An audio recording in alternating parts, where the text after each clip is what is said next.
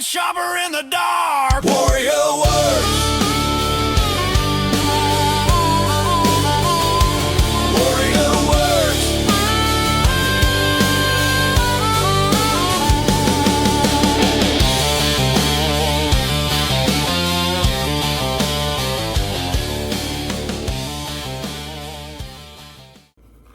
All right, so I got the end polished.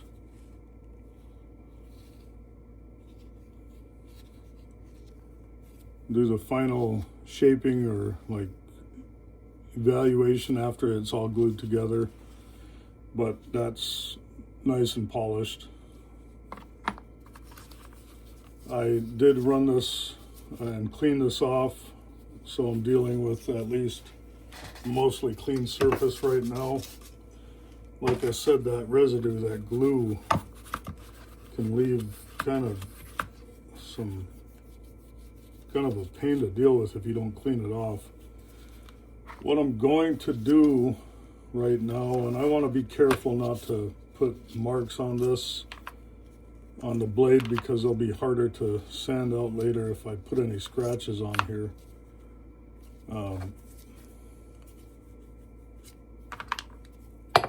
So what I want to end up doing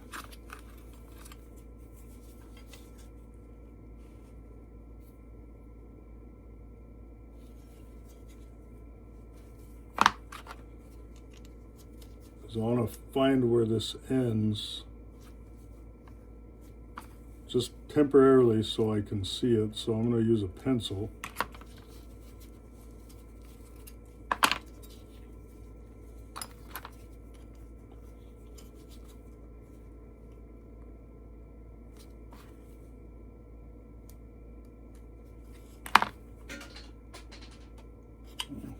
There goes my epoxy cap. I hope it didn't go too far underneath something.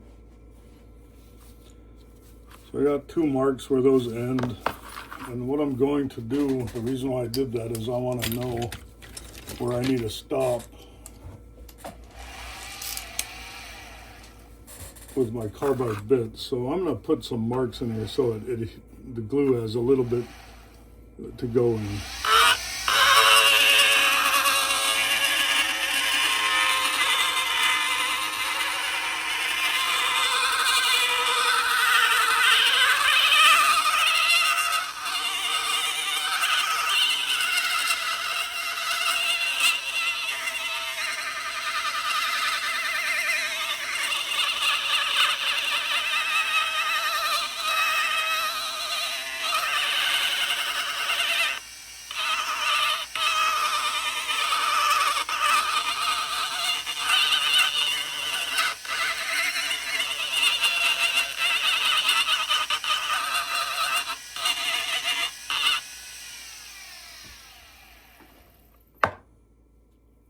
As you could see from those shavings, that took off a lot more than you would think. But every one of those is a place where now the glue has somewhere to settle in, and you're not just squeezing out glue. That actually has some glue left in there. And there's no real rhyme or reason on how you do this. Just make sure you try to get as many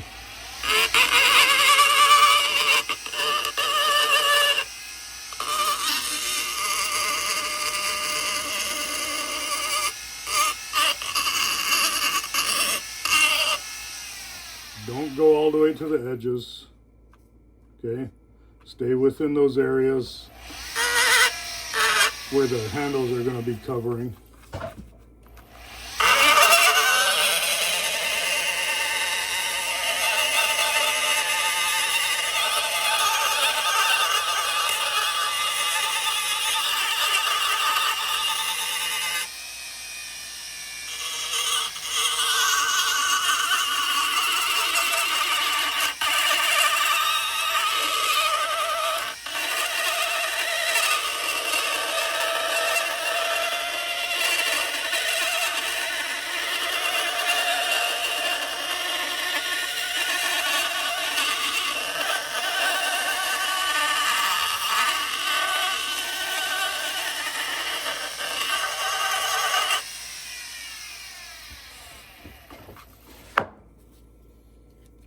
So sometimes, especially if I'm not going to peen over the pins, and you're drilling holes, you drill extra holes so it creates kind of like a epoxy bond from one side to the other. So the epoxy acts, it's almost like an epoxy pin, so to speak. But because we're pinning this, I don't see the reason to do that. So, of course, last thing I want to do is clean off that surface because probably have some metal there. If you guys haven't figured it out, we're moving towards gluing this up. And I got 15-minute epoxy. This stuff is Bob Smith Industries. It's pretty good stuff. I like the same stuff, the West Systems G5, more than anything. So I want to get this knife done, so I want to get a quicker cure epoxy. I don't want to, that when I'm not sacrificing strength, and I find that this stuff has been really good for that. The 5-minute G-Flex is just, it cures too quick. And if I was just going to glue the handles on, that would be perfectly fine. But I'm going to try to trim these and hand peen these pins. And I don't want to do that with 5-minute epoxy. Honestly, 15 minutes might be pushing it, but I think I can get it done in 15 minutes, where I know I can't get it done in the right manner in 5.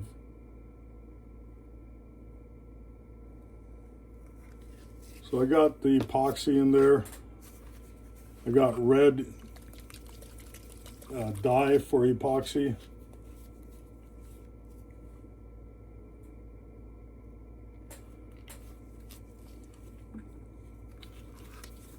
And mix it.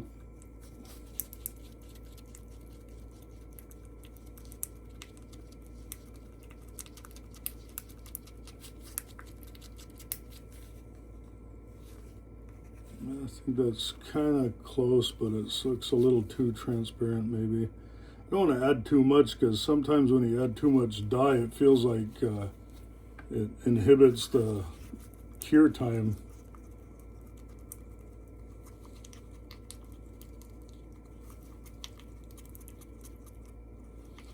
And I know this is going to be messy, especially when I start cutting and peening over those pins and getting a clamp in place, but you know, whatever. It's one of those things that you got to deal with. So I get this laid out right, get all my pins in place. This pin right here, I'll probably glue, and then I'll flare out the ends after the epoxy sets.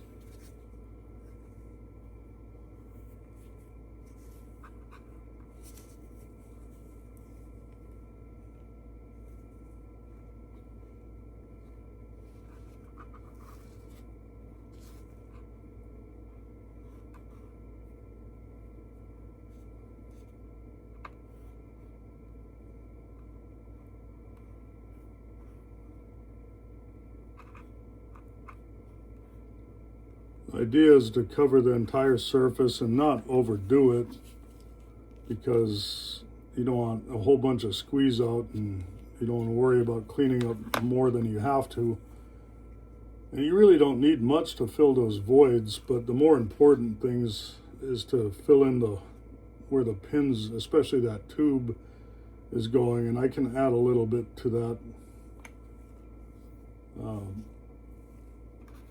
So that shouldn't be an issue.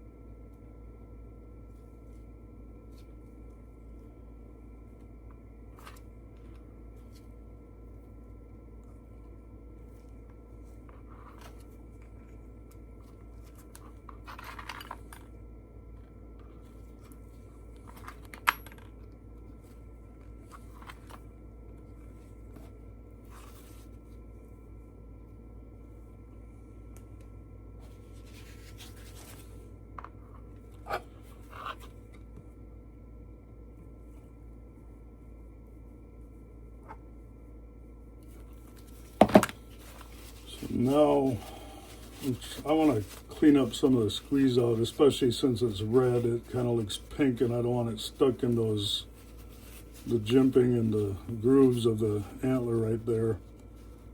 So these sides are pretty much already flat. So what I'm going to do is go over to the sander, flatten, make sure they're flat so they can peen over correctly. Then I'll trim them and flatten the other sides and peen these over. So give me 1 second.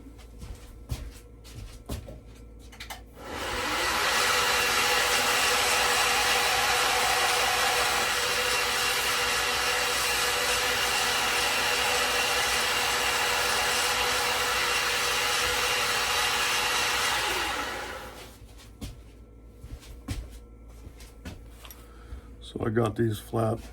All right, hold on, my wife's calling.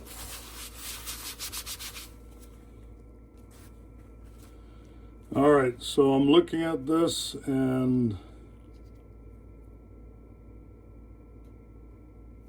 yeah, let's see what I trimmed off. I'm sorry, my wife called and I trimmed off those because I'm on a clock to get these set, and I didn't want to wait too long.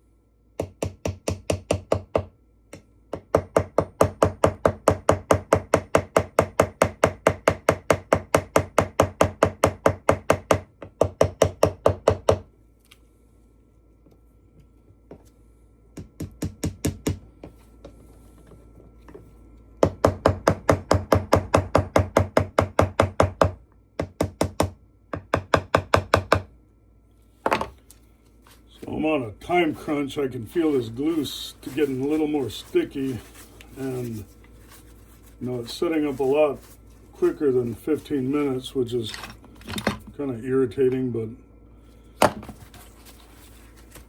think I can get before it gets too late. So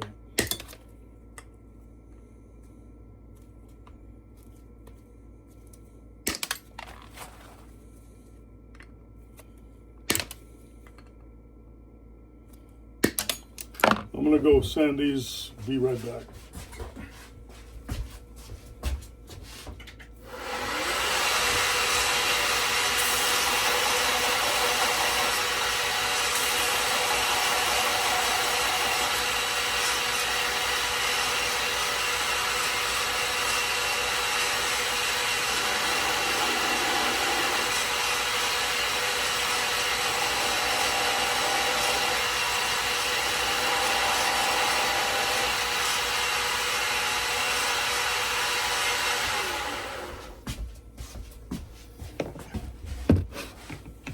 Now this is where the clamping of the pins comes into place.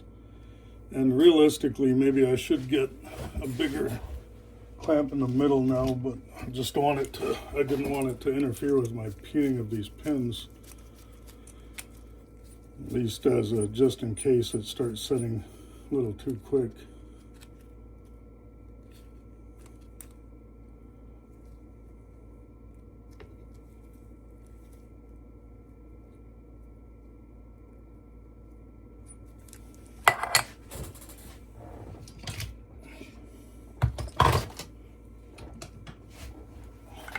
to be safe, I'm going to use these, so a bigger footprint, so there's probably less chance of them marring the antler.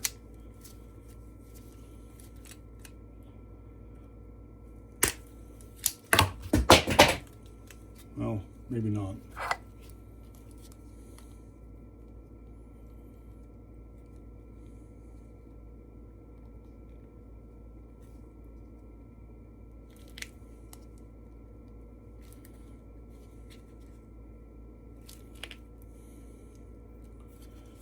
Yeah, that glue, lucky I got that clamp on here. I got some good minimal glue squeeze out, but I could feel that stuff really starting to get sticky and set up. So it's good that, jeez. Next time I'll just not be impatient and do the 24-hour one.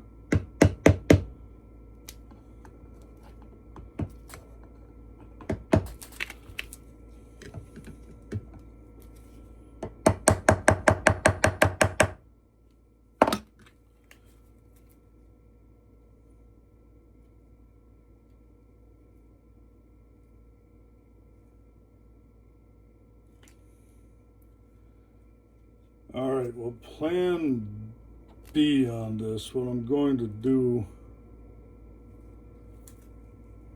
is just let this stuff set up and finish the pins out afterwards, because I see there's squeeze out all the way around, and just to be safe, I'll get one on the end here. Loosen it till I can feel like it's going to close.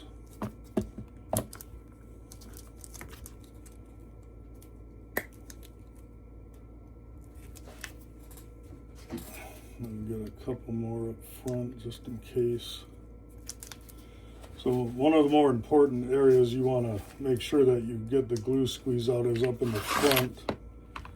And because I was dealing with the pins, I almost did not think to do that, so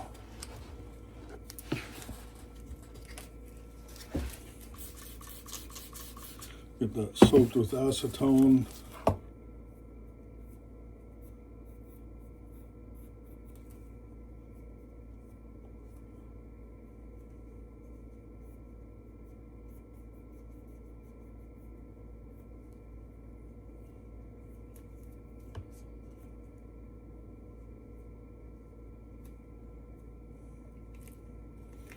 Yeah, the rest of the stuff we can clean up later. Yeah, that stuff set up a lot quicker than I expected.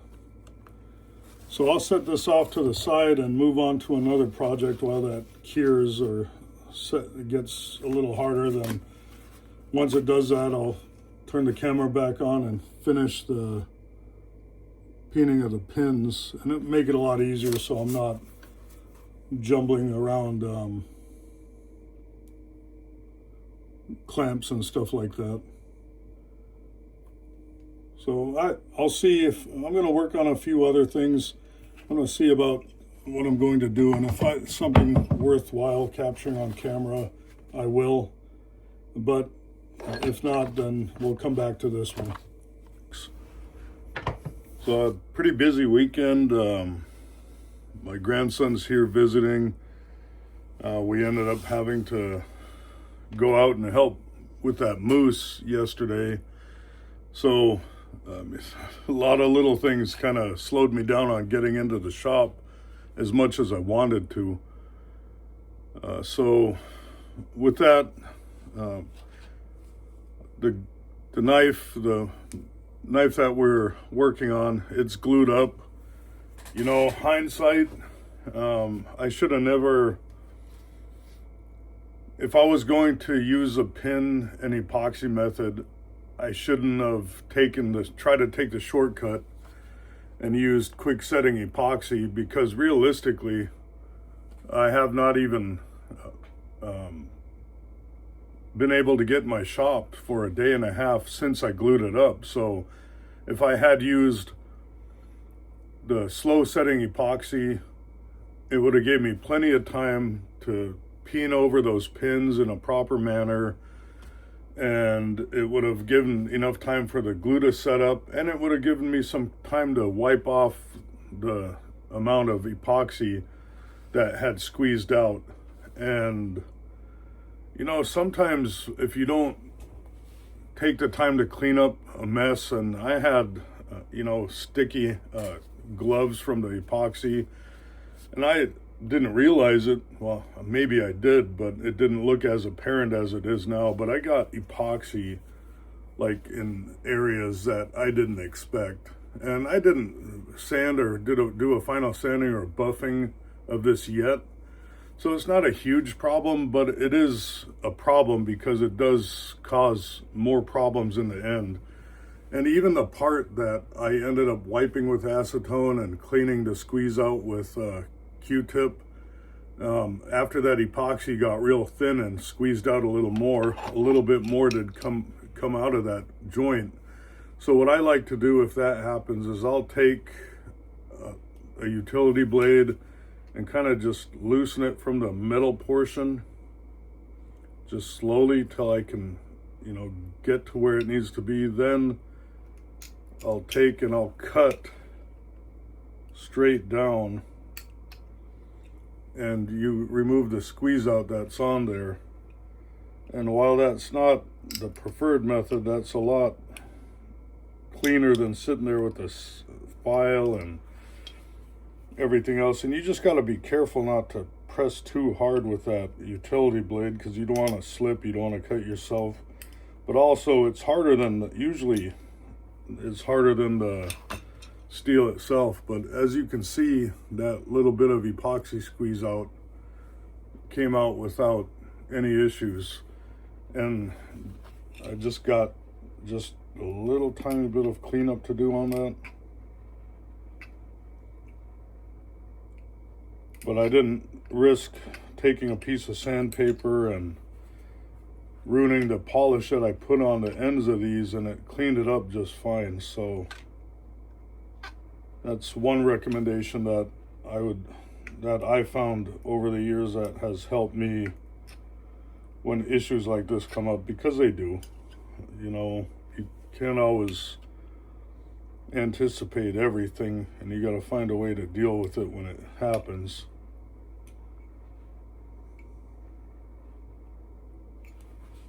So I'm just cleaning these up before I peen over these pins, and I'll kind of talk a little bit about that before I do that. But my goal today is to get this knife done and start working on a stand so I can get this shipped out this week.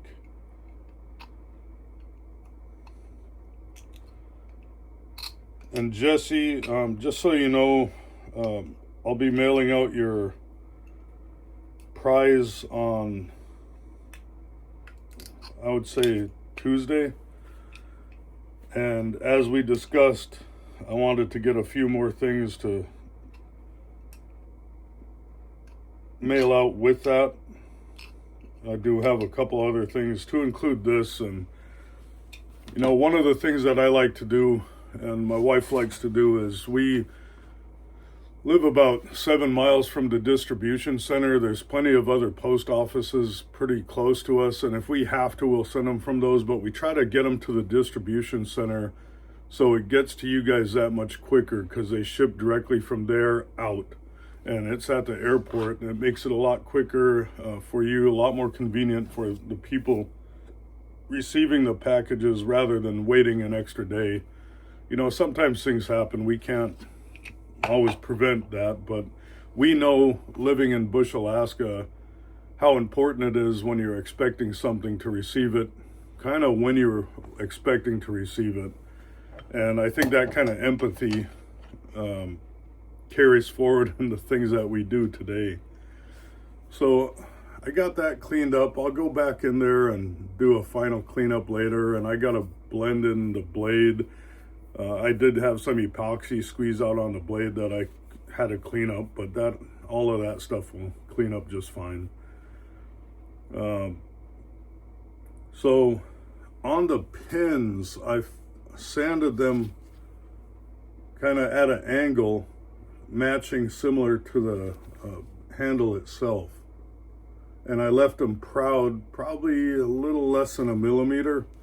And what I'm doing, if you did it straight like this and the handle is curved, you're gonna bend that pin and it will push out and it will probably crack it. So if you sand it along the lines of similar to what you're trying to peen it over, and you just peen around that, it makes it that much easier. It's not easy peening over slanted pins. It's a huge pain. But if you have the other side of the pin set and you have a good visual of what you're looking at, it usually makes for pretty easy work, as long as you're taking your time. So I'm gonna peen these pins over. There's 8 that I need to do, and I'll go over the process, talk a little bit maybe for the first 2, and then I'll go fast through the next ones or turn off the camera and finish the rest off of camera. Whatever, I'll see which way this goes.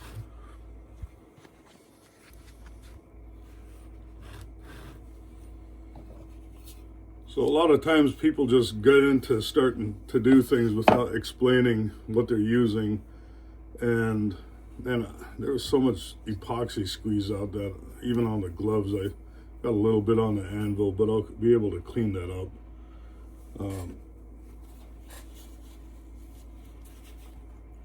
To peen over the pins, especially to round them off and give them a domed appearance, you need a ball peen hammer.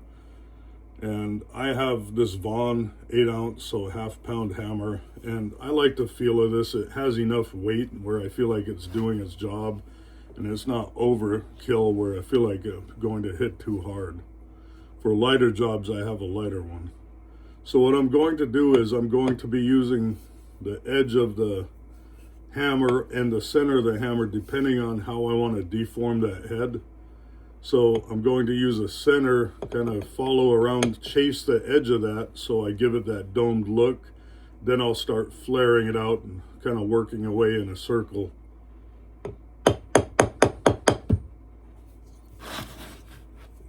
And what happened was I hit the hammer right on the corner of that because I'm trying to keep my hand clear of the camera. And I'm resting the bottom of the pin on the anvil right here.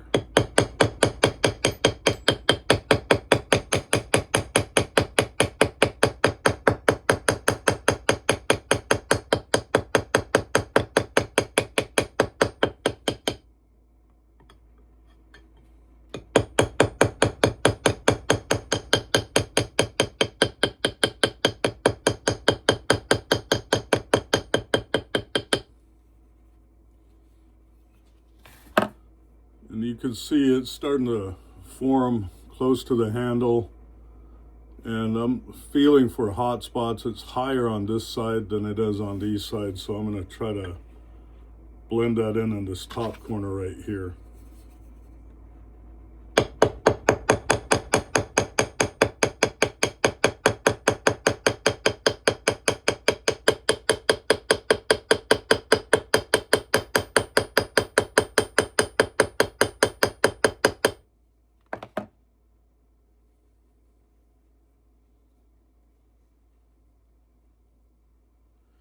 I'm glad I went with hand peening these. I think that kind of rustic look matches with that type of handle, that Stag handle. So I'm going to move over to this side, the opposite side of that pin. So we have the pin right here. And I'll clean that up a little bit more. Obviously, when I take the sander on there and kind of try to get those edges evened out so it looks a little more uniform. Little more meaning it won't be perfect because these are slanted pins, and having a perfect circle on a slanted pin is kind of means you would not have the proper amount of peening on one side. So when you look at something from the top and it's angled, now you have a slice, instead of a circle, you now have kind of an oval, and that's what you get right here. And that's kind of the issue you have when you have a handle that has a tight radius or a curve to it.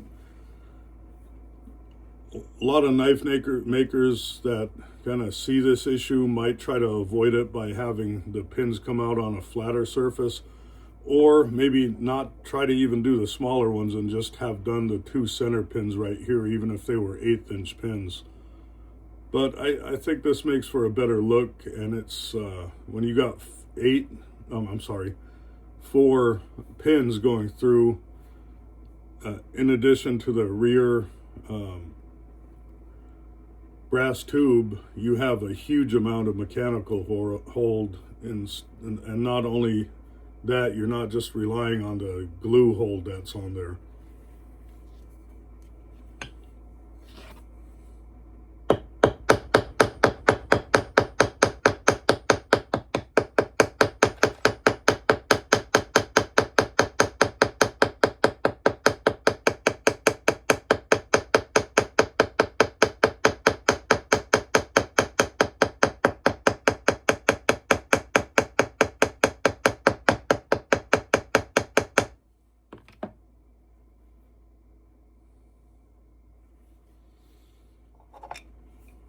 And there's some epoxy squeeze out right here, and it's, again, as the same method I used earlier. I'm just trying to clean that up so I get an idea. It's not blocking my view of things. And because there was a little bit of a chamfer in that hole, I don't want that to completely prevent this pin from peening over properly.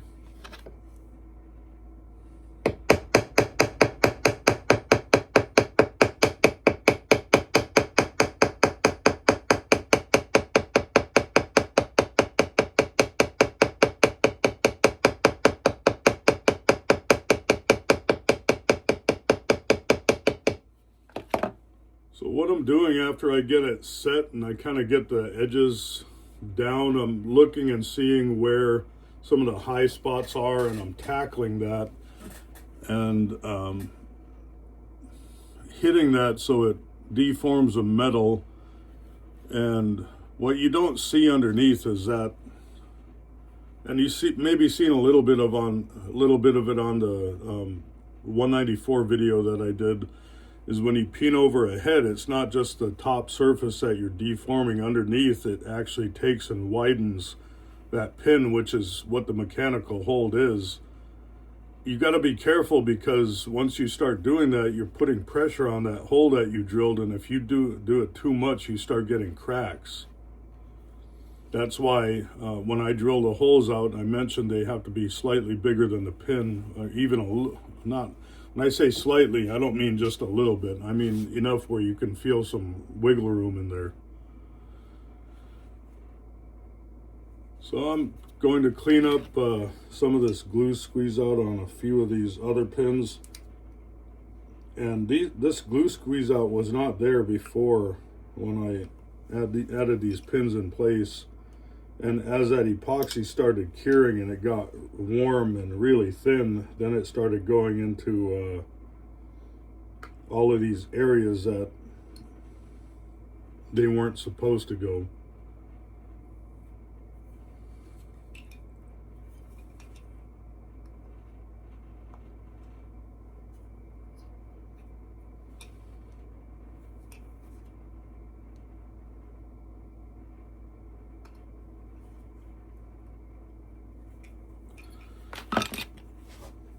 So I'll do these 2 front ones on camera and show you guys that process again. Then I'm going to turn the camera off and finish out the rest of these.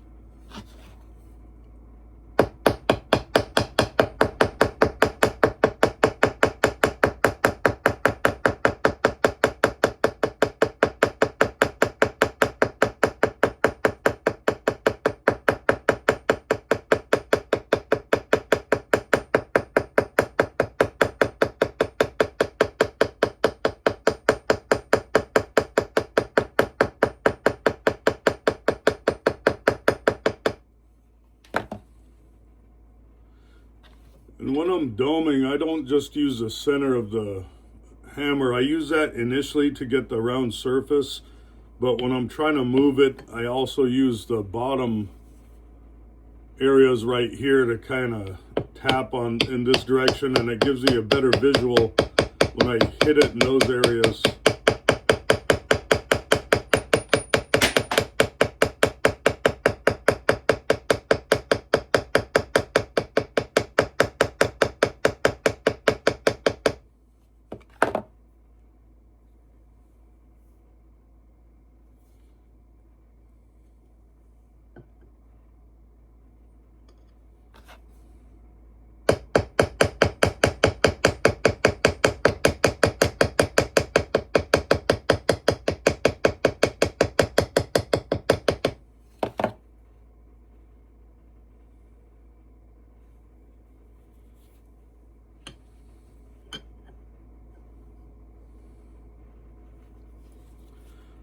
So this is a little higher than I want. It doesn't match that contour of that handle the way I want it to, so it's a little too high.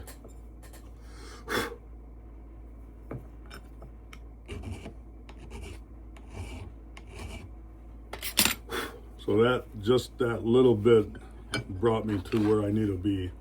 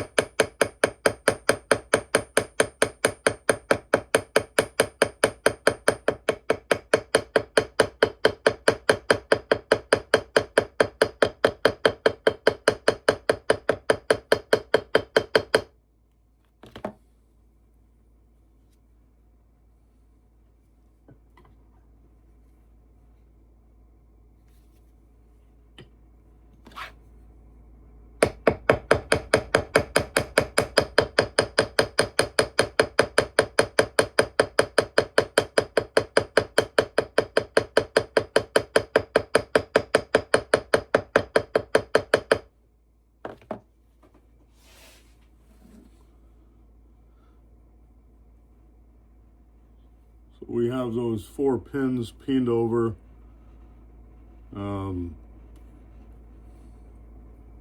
This one, what I'm doing is I'm feeling for hot spots, and I feel a little bit right here, and this pin feels a little higher than the rest, so instead of trying to chase that and possibly crack and let it be able to swell a little bit more, I'm going to file it slightly down.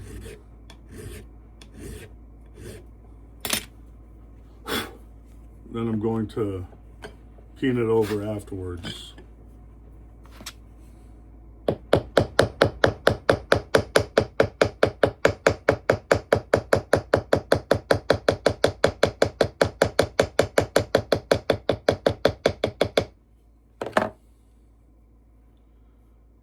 Okay, great.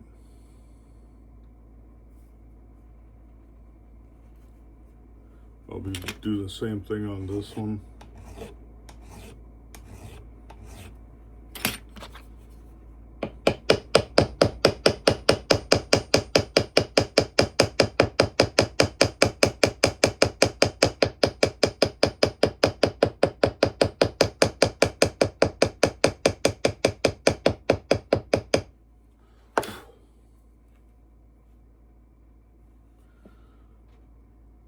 Alright, so I'm going to finish these ones off camera, and then I'll turn the camera on back afterwards.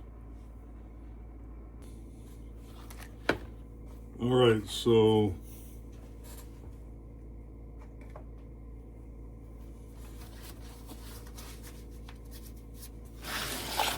where we're at right now is I took and I filed down the pins to just slightly proud of the surface. And one reason, when I was holding it, I usually like feeling that really nice dome or that pin, but having eight of those was a little overload, and I didn't want it. It took away from the natural feel of the antler, and I didn't want that to happen. So I filed this down, but I also don't want to lose a look of that hand peened look, because these are hand peened. So I'm going to take this smaller hammer. This is a 4-ounce hammer, and it has a little bit more of a abrupt focus point. So I'm going to kind of just put some hammer marks in those pins themselves, and that gives it a little bit of texture where if you focus on it, you can feel it.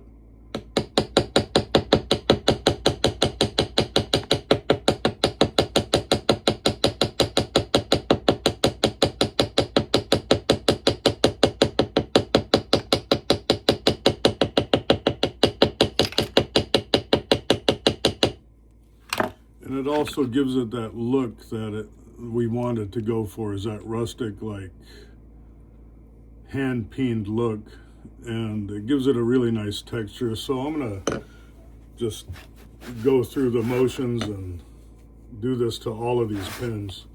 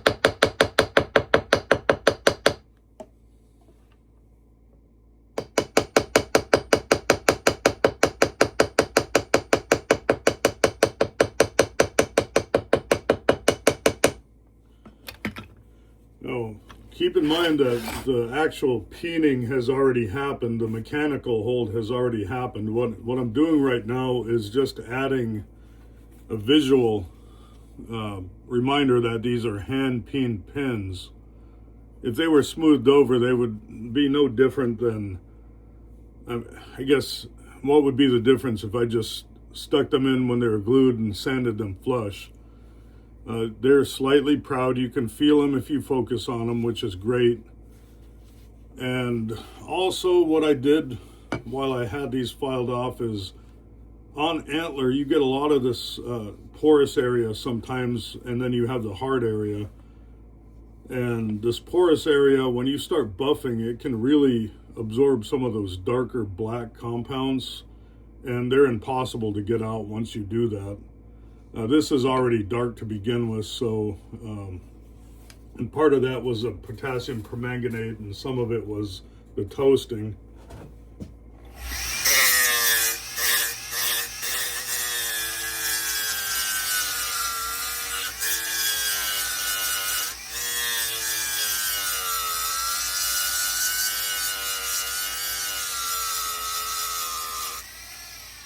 What I'm doing is after I put that super glue on there, I'm just sanding it away so it's smooth.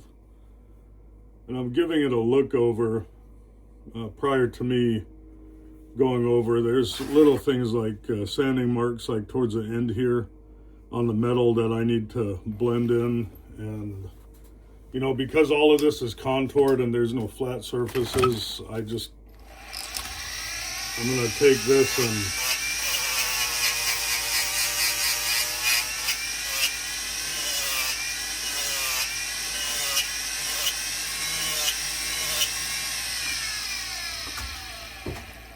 I'm probably going to go over to my belt sander, get the small wheel on there, and just put a nice flat all the way around with a 220 grip belt so it has a uniform look all the way around, and hope that that doesn't interfere or get into the areas that I just polished on the bone.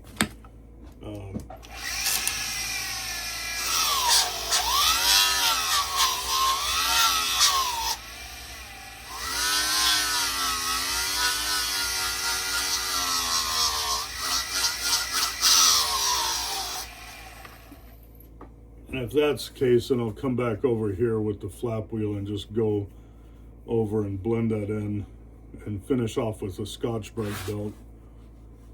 But, you know, antler, just like other natural things, can have natural occurring cracks, especially when we add heat. They tend to dry up and open up a little bit, but I put CA glue in those to get them where they're not catching and they're not going to grow anymore or get any gunk in there. But we're at that point where I'm heading down the finish line on this knife, and you know, I'll say this: a lot of knife makers, myself included, when we get to the finishing process, a lot of times what it is just attention to detail. And some guys have different methods for getting to a point than others. That doesn't mean one is right and one is wrong. Consistency is what you want to get at. And looking at these things, like right here, that's a little dull spot where the rest is shiny. And I can probably say that's probably from maybe some CA glue, so I'm going to see what happens.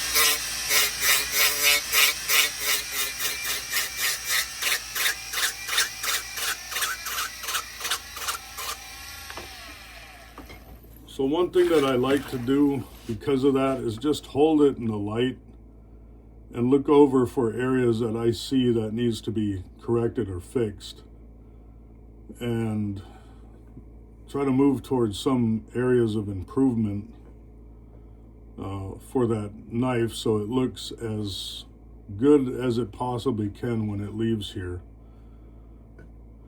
So what I'm going to do, because a lot of this is monotonous stuff, it's just going over fine sanding, fine tuning, and a lot of that is with sandpaper, then more sandpaper, then to the buffing portion of when you're finishing out the knife. And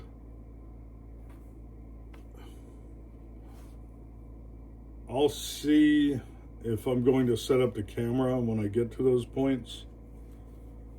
But holding a knife and looking at it, and you know, again, it's probably not perfectly concentric because of the way the handle material was when you glued it on there, and where it fits good in the hand. If you're right or left-handed, you could definitely feel the difference. But just looking over things and areas that need to be improved prior to you getting into the last step. So I'm going to do most of those a little off camera, and I'll come back either towards the end or at the end of this knife being finished. I am on a time crunch and I want to get back into the house to my grandson, so any little bit of time that I can shave off by just focusing on things and not having the camera on is a real benefit to me at this point in time, and I got to think about that. But here's a closer look at the knife so far.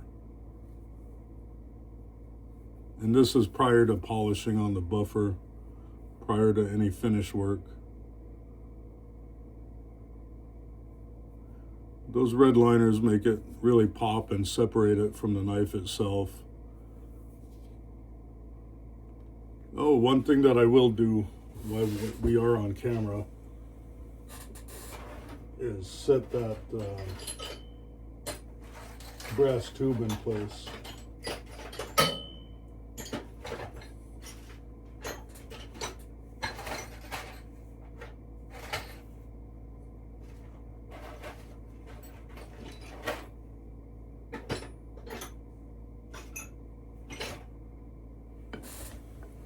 One second, I thought I had it pretty close to the top of my drawer.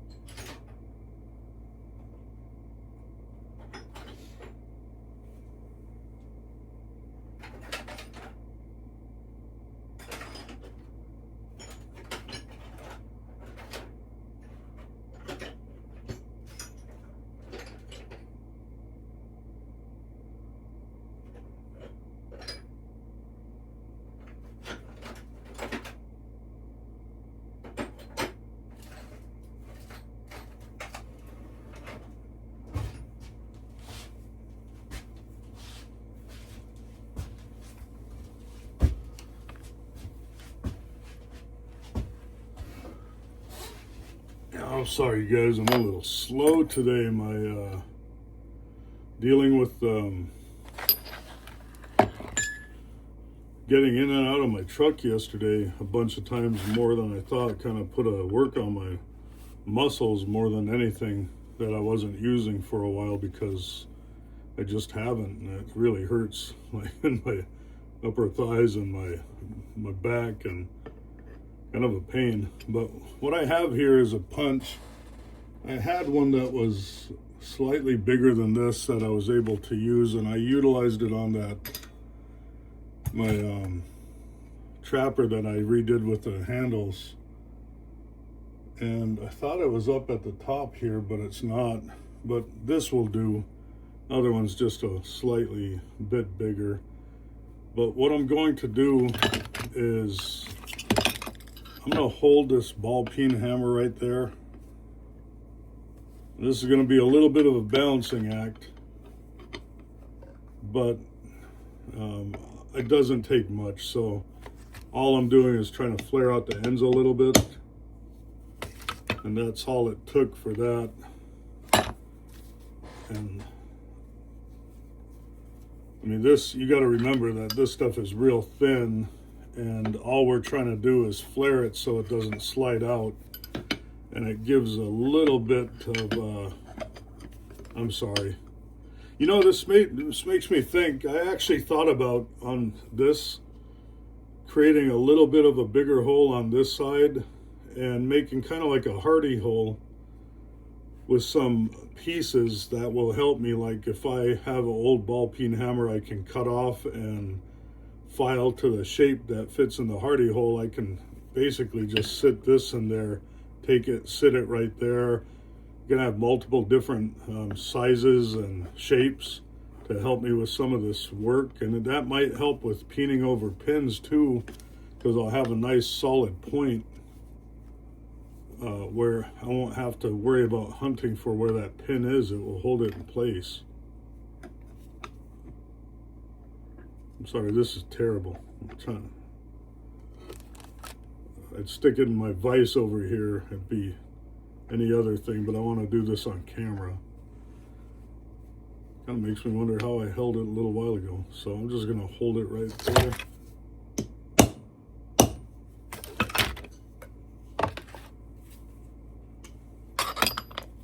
And I know for a fact that flared it out, so that's not coming out either end.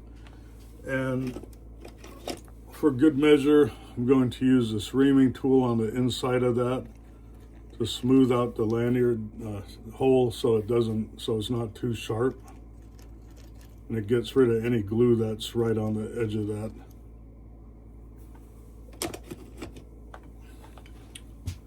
Let me show you guys that. If you guys don't have one of these things are a must-have when you work with metal. It's basically a hardened piece of either carbide or hardened steel, and it comes to a sharp point and it deburrs the sharp edges of metal.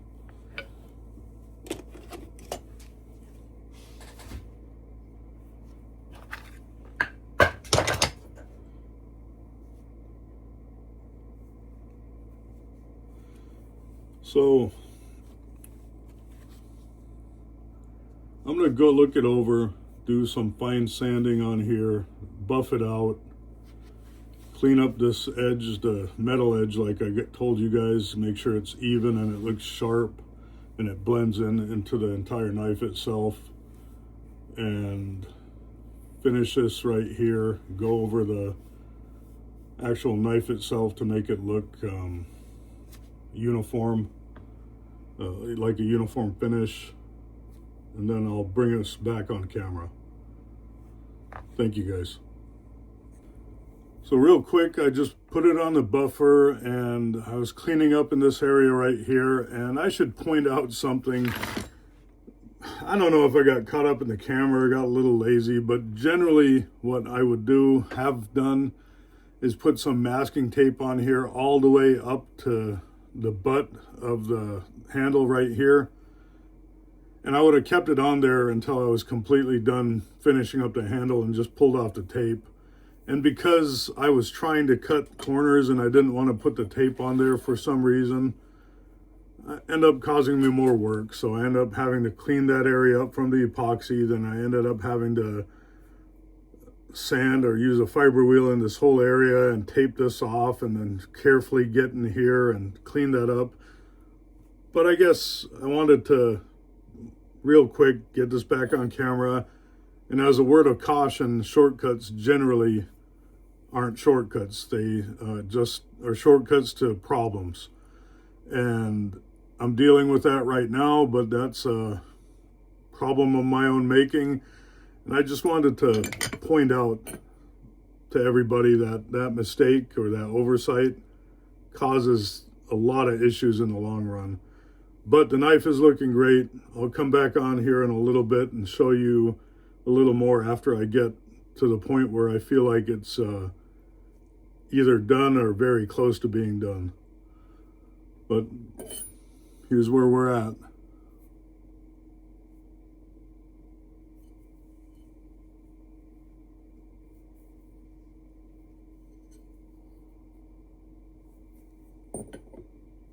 Thank you.